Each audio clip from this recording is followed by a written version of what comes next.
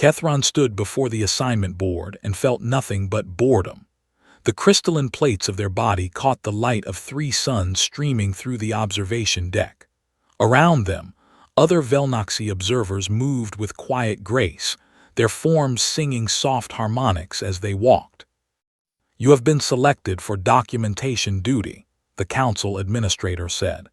"A new species requires assessment before membership consideration." "Which species?" Kethron asked, though they did not truly care. They had observed 17 species in their career, all of them blended together after a while. Aggressive or passive, scaled or furred, it made little difference. The Galactic Council needed records, and Kethron provided them. "They call themselves humans." Kethron searched their memory. Humans, a young species from a small yellow star system on the edge of the spiral arm. They had achieved faster-than-light travel only 3 centuries ago. Their communications still leaked radio noise across half a sector. They burned chemical fuel and ate dead animals and fought wars among themselves. "Primitives," Kethron said. "Nevertheless, they have requested council membership. We require documentation of their military capabilities. Standard protocol." Kethron accepted the assignment with a small harmonic sigh. It would be simple work. Travel to the human vessel, record their weapons and tactics, file the report, return home. Perhaps they could complete the entire task within a single rotation.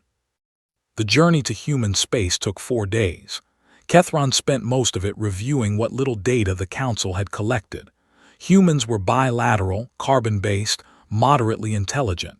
They had survived their own nuclear weapons, which placed them above average for developing species. Their bodies were soft and easily damaged. They lived short lives and bred quickly to compensate. Nothing special, nothing worth extended observation. The human vessel was called the UNS Perseverance, and it was ugly. Kethron's shuttle approached through a cloud of exhaust particles and maintenance drones. The ship bristled with weapons and armor plates and sensor arrays that jutted out at crude angles. It looked like something a child might build from scrap metal. But it was large. Kethron had not expected it to be so large. The docking bay smelled of oil and sweat, and something sharp that Kethron later learned was called coffee. Humans moved everywhere, carrying equipment, shouting to each other, laughing at things Kethron could not understand. They wore matching gray uniforms but modified them in small ways. Different patches, different accessories, different styles of wearing the same basic clothing. A human female approached. She was older than most of the others, with silver streaks in her dark hair and lines around her eyes. Her uniform bore more decorations than anyone else in sight. "Observer Kethron, I'm Captain Chen. Welcome aboard the Perseverance." Her voice was warm, too warm. Kethron's species communicated primarily through harmonic resonance, and they found the constant emotional leakage of human speech exhausting. "Thank you, Captain. I am here to document your military capabilities for the Galactic Council." "So I've been told. Your timing is interesting."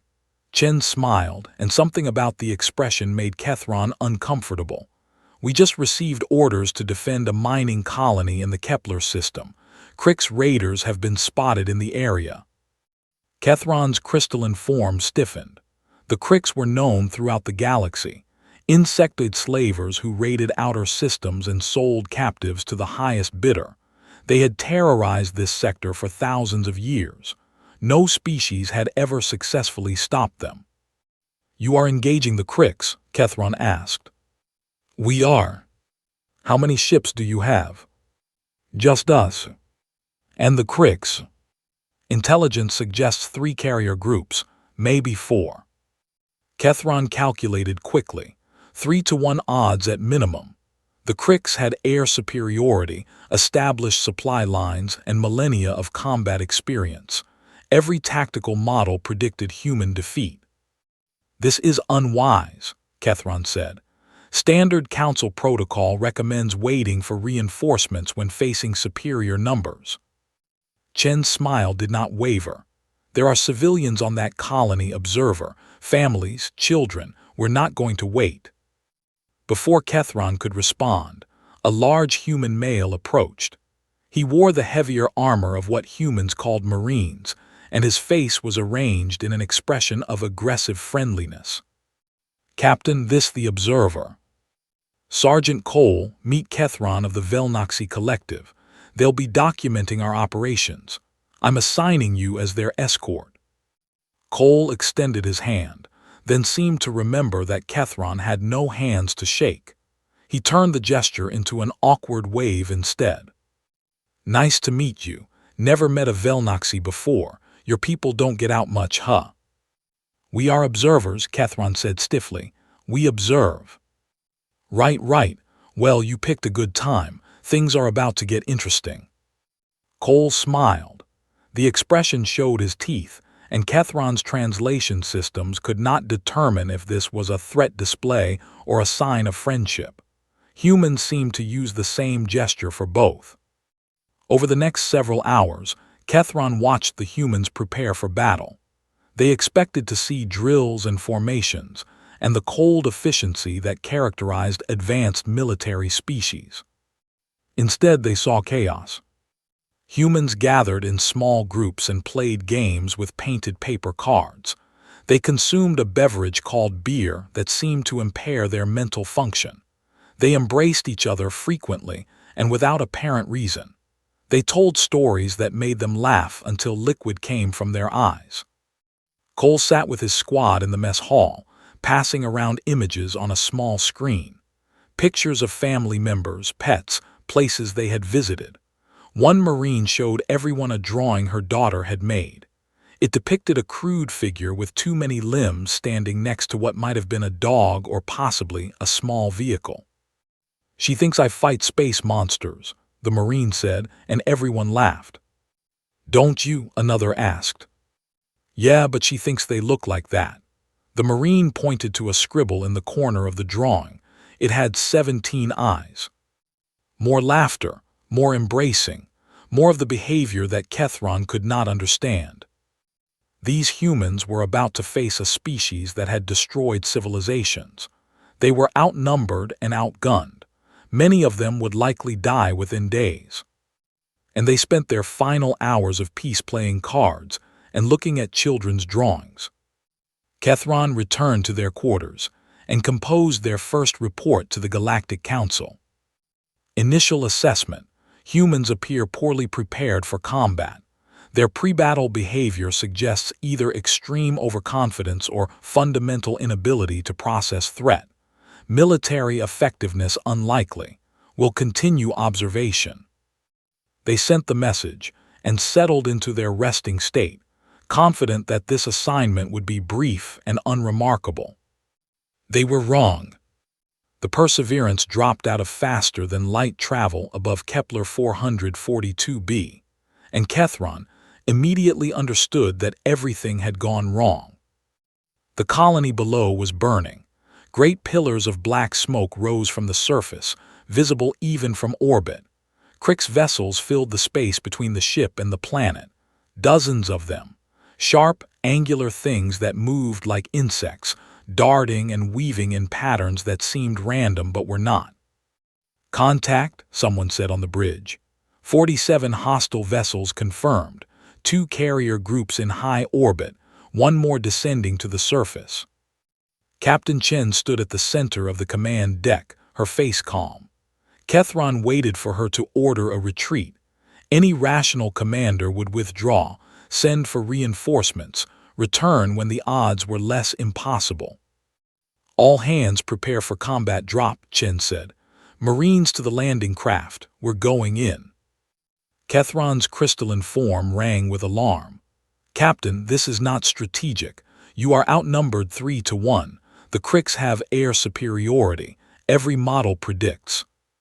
"Observer." Chen turned to look at Kethron and her eyes were hard.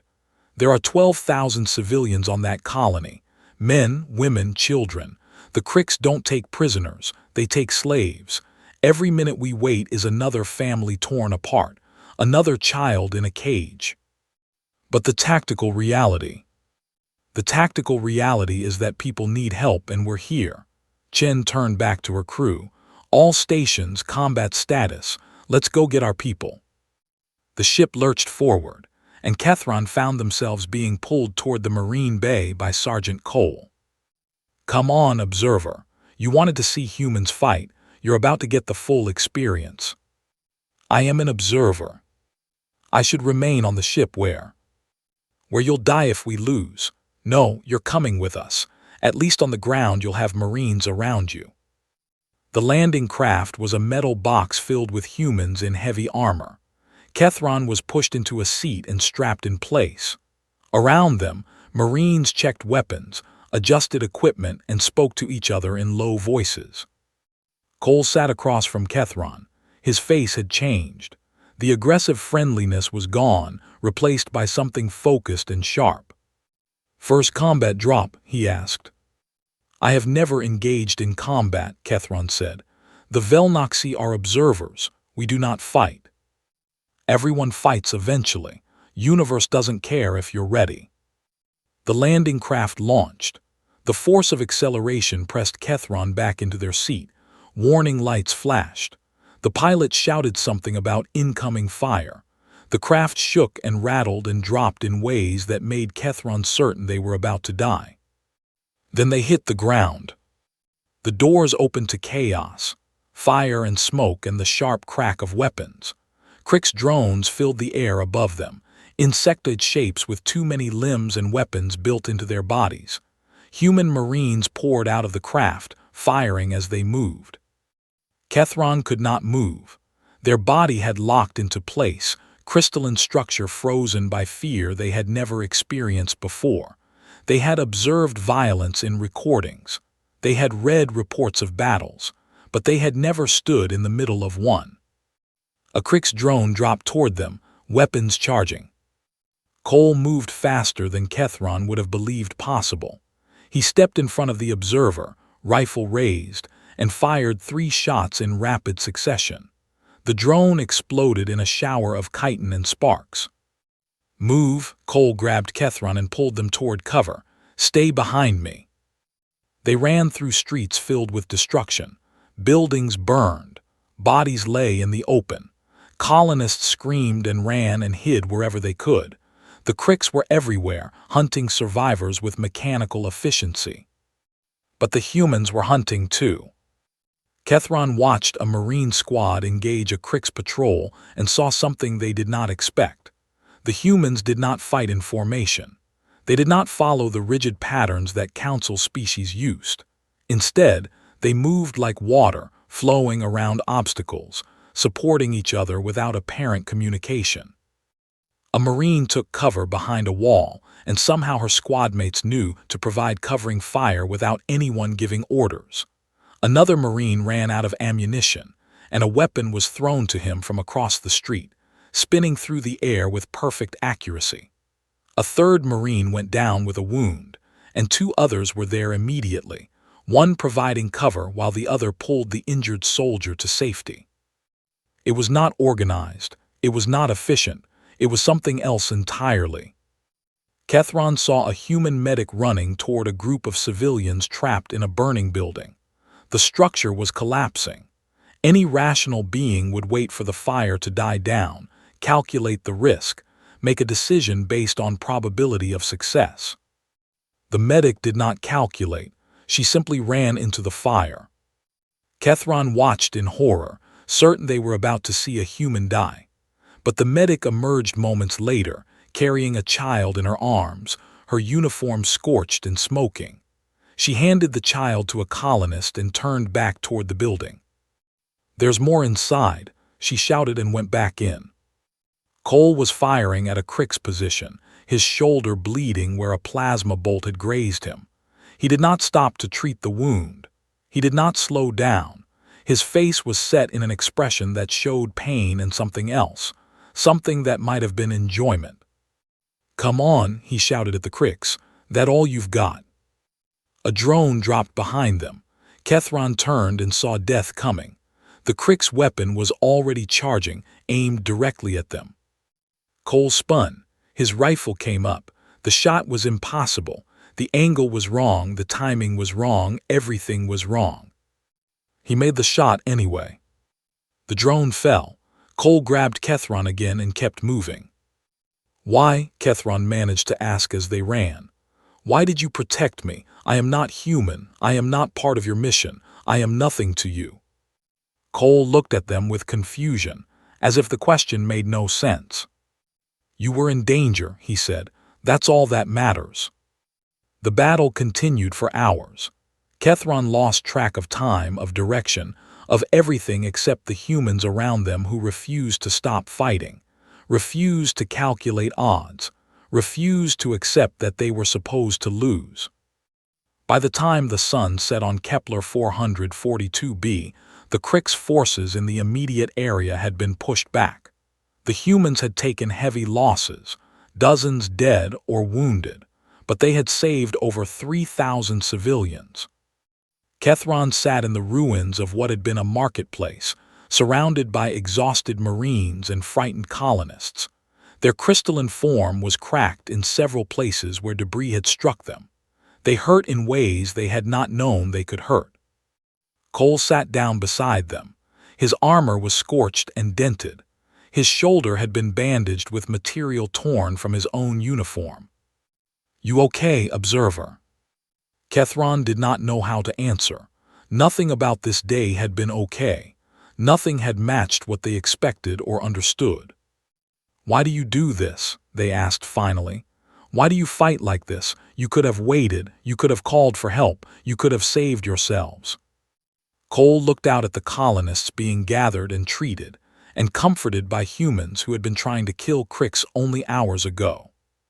"Because they needed us," he said simply, "and we were here." Kethron had no response. Their second report to the council remained unwritten. They did not know how to explain what they had seen. 3 days passed on Kepler 442b. 3 days of fighting, dying, and holding ground against an enemy that should have destroyed them all. Kethron had stopped trying to understand the humans. They simply watched now, recording everything, saying nothing. Their crystalline form bore new cracks from close calls and falling debris. They had learned to move with the Marines, to duck when they ducked, to run when they ran. The Kriks had retreated to a central structure on the other side of the colony. Intelligence reports called it a hive complex. Within its walls, over 200 colonists were being held for transport to slave markets in distant systems. Captain Chen gathered her officers in a burned-out warehouse. Maps covered the walls, showing Krik's positions and patrol routes. The humans studied them with expressions that mixed exhaustion with something harder. "The hive is heavily fortified," Chen said. "We estimate 60 to 80 Krik soldiers inside, plus drones and automated defenses. They're preparing a transport ship. Once it launches, those colonists are gone." "How long do we have?" Cole asked. "Hours, maybe less." Silence filled the room. Kethron calculated the odds. 60 Krik soldiers against perhaps 40 humans capable of fighting. The fortifications gave the defenders massive advantages. Any assault would be costly beyond reason. "We should negotiate," Kethron said. Everyone turned to look at them. Kethron felt their crystalline plates vibrate with discomfort under so many human eyes. Standard council protocol in hostage situations is to open communication channels. The Kriks respond to economic incentives. Perhaps a trade agreement could. "No." Chen's voice was quiet, but it stopped Kethron mid-sentence. "We don't negotiate with slavers, observer. Not now, not ever. But the lives of your soldiers are not worth more than the lives of those colonists." Chen turned back to the maps. "Cole, your squad will breach the eastern wall. I want suppressing fire from the rooftops here and here. Medical teams staging at these points." The planning continued. Kethron listened but no longer understood. These humans knew they were going to die. Many of them, perhaps most of them. And they were planning their deaths with the same calm focus they used to plan everything else. A young Marine sat next to Kethron during a brief rest period.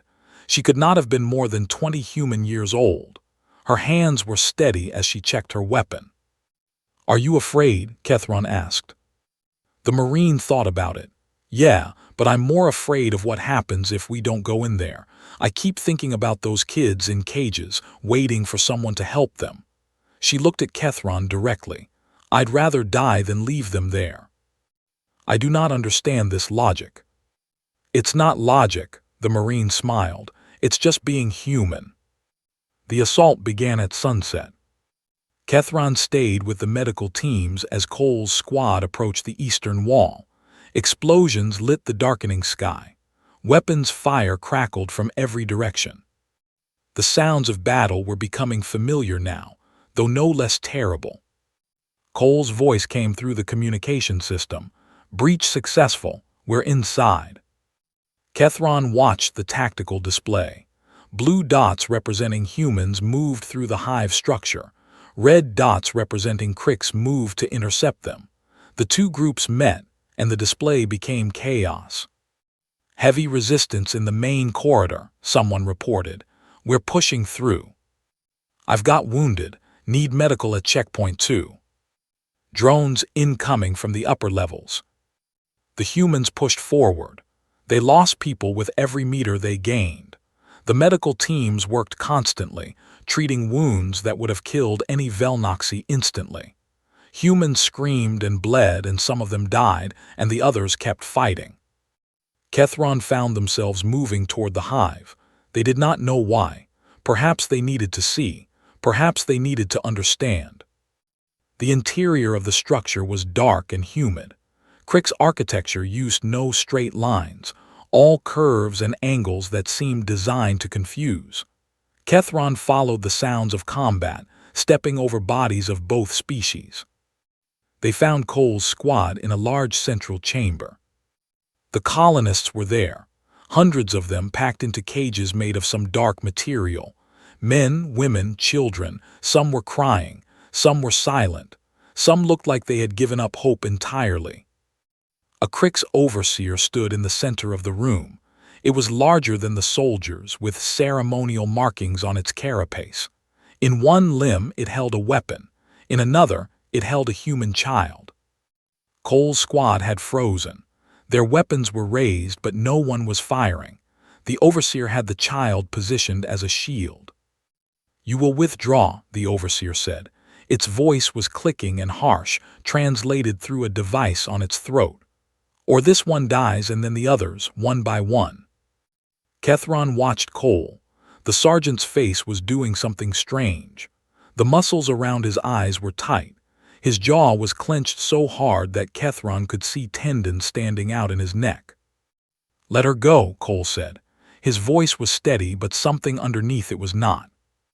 "You are not in position to demand. You will leave. You will." The overseer never finished. A Marine that Kethron had not even noticed had been moving slowly to the side. The shot came from an impossible angle, threading between cages and support beams to strike the overseer in its weapon arm. The limb spasmed, the child fell, Cole was already moving. What happened next was not combat. Kethron searched their vocabulary for the right word and could not find it. The closest their language came was an ancient term that translated roughly as the fury of those who protect. Cole moved through the Krix in the chamber like fire through dry grass. His weapon was empty within seconds, but he did not stop. He used the rifle as a club, then his hands, then anything he could grab. The other Marines joined him, and together they became something that no longer seemed entirely human. The Krix were larger. The Krix were stronger. The Krix had weapons built into their bodies and armor that covered their vital organs. None of it mattered. The humans did not fight to win. They fought because a child had been in danger. They fought because cages filled with innocents stood behind them. They fought with something that came from deeper than training or instinct. Kethron had seen the Krix inspire fear in every species they encountered. They were terrors of the sector, nightmares that haunted colony worlds, monsters that civilizations paid tribute to avoid. For the first time in their millennia of conquest, the Krix were afraid. It showed in the way they moved, the way they retreated, the way their formation collapsed as the humans came at them without mercy, without hesitation, without any sign of the self-preservation that every other species displayed. When it ended, every Krix in the chamber was dead.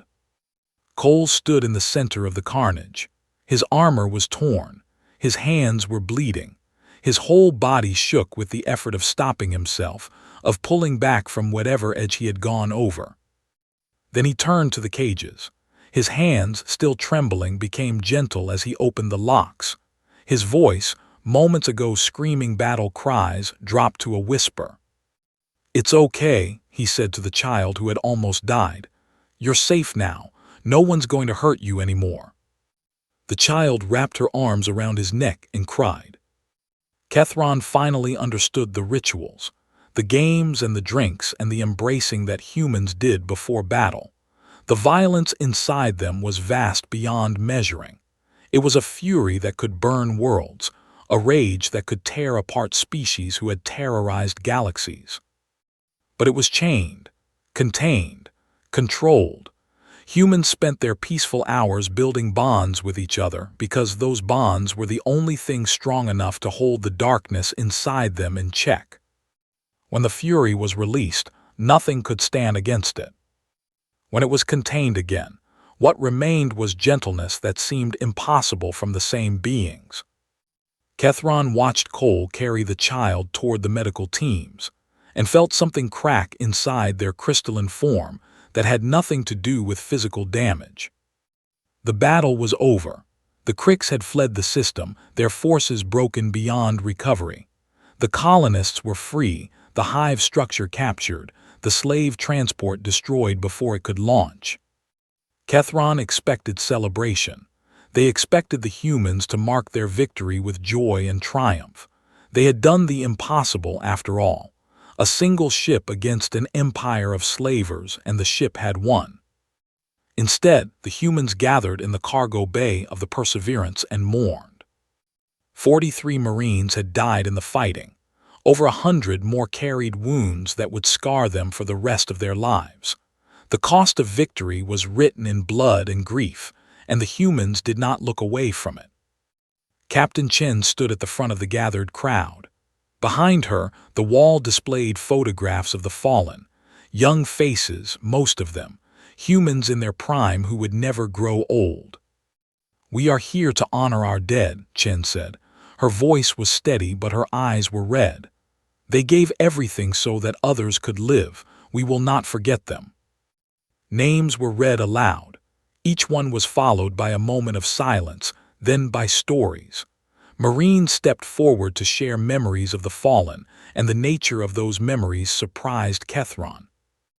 They were not tales of heroism or glory. They were small things. Private Davis, who had once gotten lost in the ship for 3 hours because she refused to ask for directions.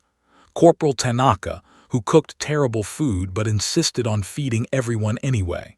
Lieutenant Okonkwo, who sang in the shower so loudly that the entire deck could hear her. The humans laughed at these stories. They laughed even as tears ran down their faces. They held each other and smiled and wept in the same breath, and Kethron understood none of it. Cole stepped forward when his turn came. His shoulder was bandaged, his face bruised, his eyes carrying a weight that seemed too heavy for one being to bear. "Private Chen," he said. No relation to the captain, Kethron had learned, just a common human name. 22 years old, joined the Marines because she wanted to help people. She was afraid of the dark, so we gave her the nickname Nightlight because she always kept a small lamp by her bunk. Cole paused. The cargo bay was silent. "She died pulling wounded colonists out of the hive. A support beam fell and she pushed them clear. She could have saved herself, but she didn't." Cole's voice cracked. "She told me once that she wanted to be the kind of person who ran toward danger instead of away from it. She was." More names, more stories, more tears and laughter mixed together. After the official ceremony, the humans broke into smaller groups. Drinks were shared. Songs were sung, badly, by voices thick with emotion. Some humans sat alone in corners, staring at nothing. Others held each other in tight embraces that seemed to last forever. Kethron found Cole on the observation deck, looking out at the stars. "May I ask you something?" Kethron said. Cole nodded without turning. "How do you bear it? You knew these people, you cared for them, and now they are gone and you must continue as if nothing has changed. How do humans function under such weight?" Cole was quiet for a long time. When he spoke, his voice was rough. "We don't function, not really. We just keep moving, keep fighting, keep living because that's what they would want us to do." He turned to look at Kethron. "The grief never goes away, we just learn to carry it." "But why? Why put yourself through this pain? Why form connections with people you know you might lose? It would be easier to remain distant." "To protect yourself." "Easier," Cole agreed. "But not better. The love is worth the pain. The connections are worth the loss. I'd rather have known Private Chin for a year and lost her than never have known her at all." Kethron's crystalline form hummed with confusion. "This seems inefficient." Cole actually laughed. It was a short, broken sound, but it was genuine. "Yeah, it probably is. Humans aren't efficient. We're messy and complicated and we feel too much. But that's what makes us who we are. The capacity for grief is the same as the capacity for love. You can't have one without the other." He pulled out a small device and showed Kethron an image. A young human female, perhaps 7 years old, with Cole's eyes and a smile that seemed too large for her face. "My daughter," Cole said. "Sophie, she's back on Earth waiting for me to come home." "Does she know what you do?" "She knows her dad helps people. She doesn't know the details. Doesn't need to." Cole looked at the image with an expression that Kethron could not name. "You know what I think about when things get bad, when I'm scared or tired or watching friends die." Kethron waited. "I think about Sophie. I think about how she's never seen a Crix, never seen a war, never had to be afraid of anything worse than the dark. And I know that's because of people like us. People who stand at the edge of the darkness and hold the line so that kids like her can grow up in the light." He put the device away. "That's why we fight. That's why we die. Not for glory or territory or any of the things the Council probably thinks we care about. We fight because somewhere behind us, there's a little girl who trusts that the universe is good, and we're going to make sure she never finds out otherwise." Kethron thought about the Velnoxy, their peaceful world, their gentle culture, their complete absence of war or violence. They had achieved civilization without conflict, or so they believed. "Your people," Kethron said slowly, "do you think you have always been like this, fighting and dying and carrying grief?"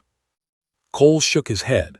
"No, there was a time when we were vulnerable too, when we were soft and scared and couldn't protect ourselves, but someone protected us. Someone stood between us and the darkness way back in the beginning. Maybe they died doing it. Maybe they suffered, but they gave us time to grow strong enough to stand on our own." He looked at Kethron directly. "Now it's our turn, that's all this is. Paying forward a debt we can never repay. Standing guard so that other species can have the peace we never will." Cole smiled, and it was tired but real. "Your people don't have war because somewhere, sometime, someone protected you. Maybe you've forgotten. We haven't. We're still here, still standing watch." Kethron felt their crystalline form resonate with something they could not name. It was not quite grief, not quite admiration, something larger than either. "Sergeant Cole," they said, "I believe I owe you an apology." "For what?" "My first report to the Council described your species as primitive. I was wrong. You are something else entirely, something I do not have words for." Cole clapped Kethron gently on what passed for their shoulder. "Don't worry about it. Most species think we're crazy at first. Some of them figure it out eventually." He turned back to the stars. "The ones who do become friends. The ones who don't, well, we protect them anyway. That's just what we do." Kethron stood beside him in silence. watching the light of distant suns, and felt something shifting deep inside their crystalline heart. The Galactic Council chamber was vast beyond comprehension. Millions of beings from thousands of species filled the observation galleries. Holographic displays transmitted the proceedings to worlds across the galaxy. At the center of it all, on a platform designed to make any speaker feel small, Kethron stood alone. 3 months had passed since the Battle of Kepler 442b.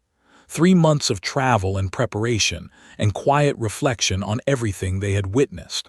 The Council had expected a routine report, a simple assessment of human military capabilities, filed and forgotten like 10,000 others. Kethron was about to give them something different. Observer Kethron of the Velnoxy Collective, the presiding arbiter, announced, "You may present your findings on the species designated human." Kethron stepped forward. Their crystalline form caught the light of 100 different suns streaming through the chamber's transparent ceiling. They felt very small and very tired and very certain of what they needed to say. Honored members of the Council, I was assigned to observe humans in combat and assess their military capabilities. I completed this assignment, but I must tell you now that any report I could write would fail to capture what I witnessed. Murmurs rippled through the galleries. This was not standard protocol. You requested statistics, Kethron continued. Numbers of weapons, tonnage of ships, tactical doctrines, and strategic assessments. I have these things, but they are meaningless without context, and the context is something I struggle to express. The Threll ambassador, a tall insectoid being from a warrior culture, leaned forward. Then express it simply. Are humans a threat or an asset? Neither, both. They are something outside those categories entirely. Kethron activated a holographic display. Images from the battle appeared above them. The burning colony, the desperate fighting, the impossible assault on the hive. I watched 43 humans die to save colonists they had never met. I watched a medic run into a burning building 3 times to rescue strangers. I watched a sergeant take wounds that should have killed him and keep fighting because there were children in cages behind him. The images shifted, the memorial service, the crying and laughing, the stories told about the dead. I watched those same humans mourn their losses with grief that seemed limitless. They did not hide from the pain. They did not pretend strength they did not feel. They held each other and wept and then stood up to fight again. The Velnoxy delegate rose from their seat. Kethron recognized them. A senior observer, someone who had documented hundreds of species over thousands of years. This is emotional rhetoric, the delegate said. The Council requires analysis, not sentiment. What evidence do you offer? Kethron turned to face their own species. You want evidence? They reached up and unfastened the formal robes that covered their crystalline form. The garments fell away, revealing what lay beneath. Gasps echoed through the chamber. The observation galleries fell silent. Kethron's body was cracked. Deep fractures ran through their crystalline structure, healed but permanent. Scars that would remain visible for the rest of their life.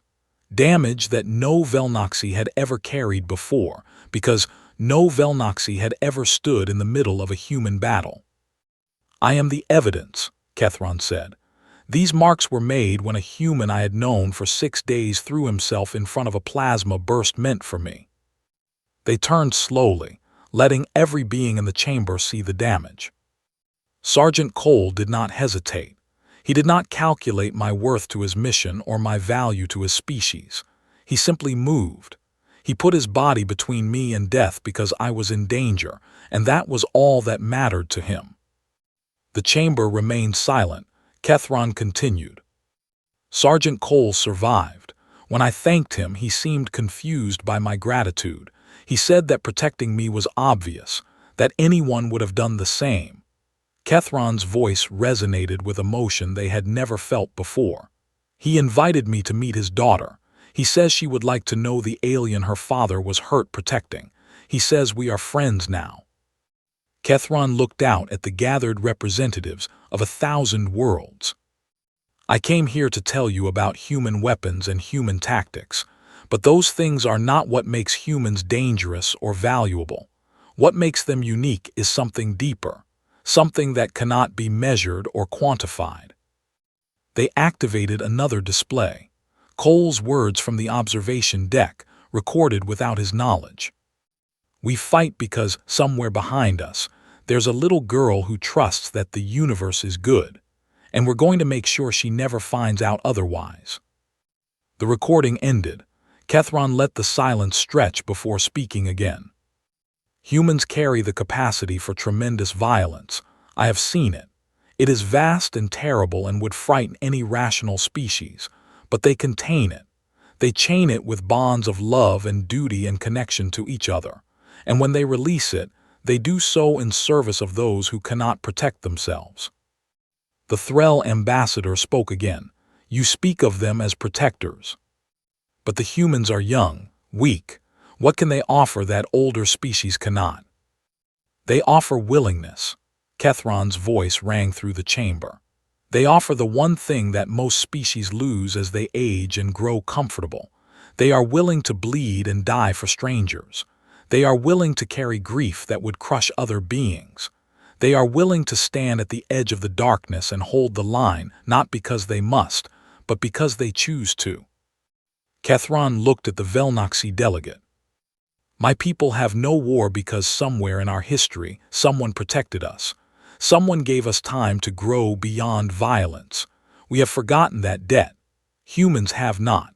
They remember what it means to be vulnerable, and they have chosen to spend their strength protecting others instead of conquering them. The chamber was utterly still. Millions of beings waited for what came next. Humans are not asking to join this council because they need our protection. They are not asking for our technology or our resources or our approval. They will stand at the edge of the dark and hold the line whether we accept them or not. They will protect our children and die for our colonies and mourn our dead alongside their own. Kethron's voice dropped to something barely above a whisper, but the acoustics of the chamber carried it to every ear.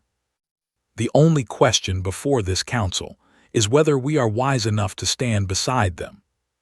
The silence that followed seemed to last forever. Then, slowly, the Threll ambassador rose from their seat. I call for a vote on human membership to the Galactic Council. The voting commenced. Lights flickered across the chamber as thousands of species registered their decisions. Kethron watched the count climb, their crystalline form resonating with something that felt like hope. The final tally appeared in the air above the chamber. Unanimous approval. Humans were now members of the Galactic Council. Kethron left the chamber quietly, avoiding the crowds of beings who wanted to speak with them. They found a quiet observation deck and looked out at the stars. A message had arrived during the proceedings, a simple text from Sergeant Cole. Heard about the vote. Sophie wants to know when her alien friend is coming to visit. She made you a drawing. It has 17 eyes. Kethron looked at the attached image. A child's crude depiction of a crystalline being with too many features, standing next to a smiling human figure. For the first time in their life, Kethron understood why humans showed their teeth when they were happy. They were smiling. The journey to Earth would take several weeks. Kethron had time to prepare. They would bring gifts appropriate for a 7-year-old human. They would learn the protocols for human social interaction. They would try to understand the strange and wonderful species who had changed everything they believed about the universe. They had been sent to observe humans in combat. They had come back as something else entirely. They had come back as living evidence that the galaxy was larger, stranger, and more beautiful than they had ever imagined. They had come back as a friend,